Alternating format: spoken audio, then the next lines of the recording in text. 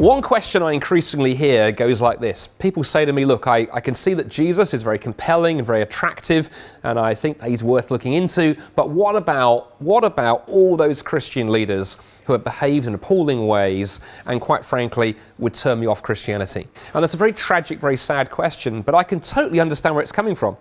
Because in recent years, there have been far too many examples of high-profile Christian leaders who, it turns out, have deceived people and abused their position. From the recent Ravi Zacharias scandal to Jean Vanier, Catholic priests, the list goes on and on and on. And I can totally understand why that's a huge turn-off for people. Now, the interesting thing, as I begin responding to that a little bit, of course, that's actually part, tragically, of a bigger cultural moment. I think there's a trend in culture right now of an increasing number of leaders in different disciplines abusing their positions. This has affected the atheist community. In recent years, there have been high-profile celebrity atheists who, it turns out, have done incredibly abusive things, have now fallen from grace. We might think of politics.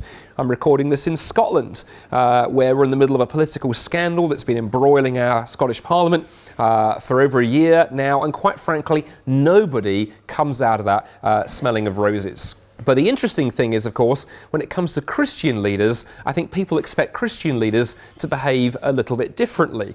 But of course, the question is, why is that?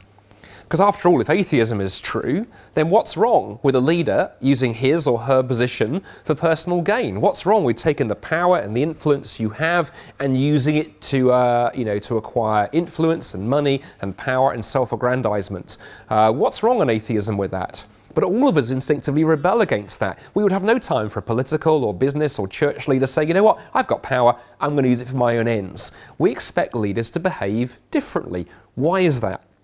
Well, I think particularly, of course, when it comes to the church, we expect leaders in the church to model something of the leadership style of Jesus. And when you turn to the New Testament, it's very interesting when you look at how Jesus led. Here is somebody who, if the claims he made were true, wasn't just a religious leader, but was actually God himself, come in human flesh. He was somebody who had all the power he could possibly want. And if Jesus had chosen, could have wielded that for all manner of personal gain and influence.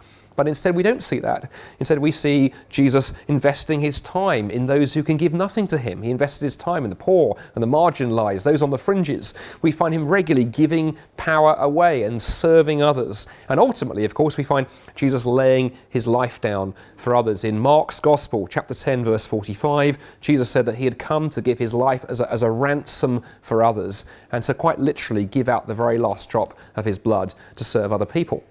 And so I think, of course, when we look at Christian leaders, we expect Christian leaders to reflect some of that kind of service to others and putting others first. And when it doesn't happen, it leaves a distaste in our mouths. But I also find it interesting that we expect our secular leaders, ironically, to actually live up to the same standard.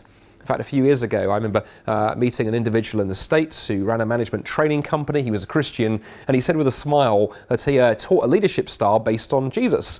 And when he went into secular workplaces, he simply took the Bible references out. When he went into Christian workplaces, he kept the Bible references in, but he taught exactly the same material. He taught the leadership style of Jesus.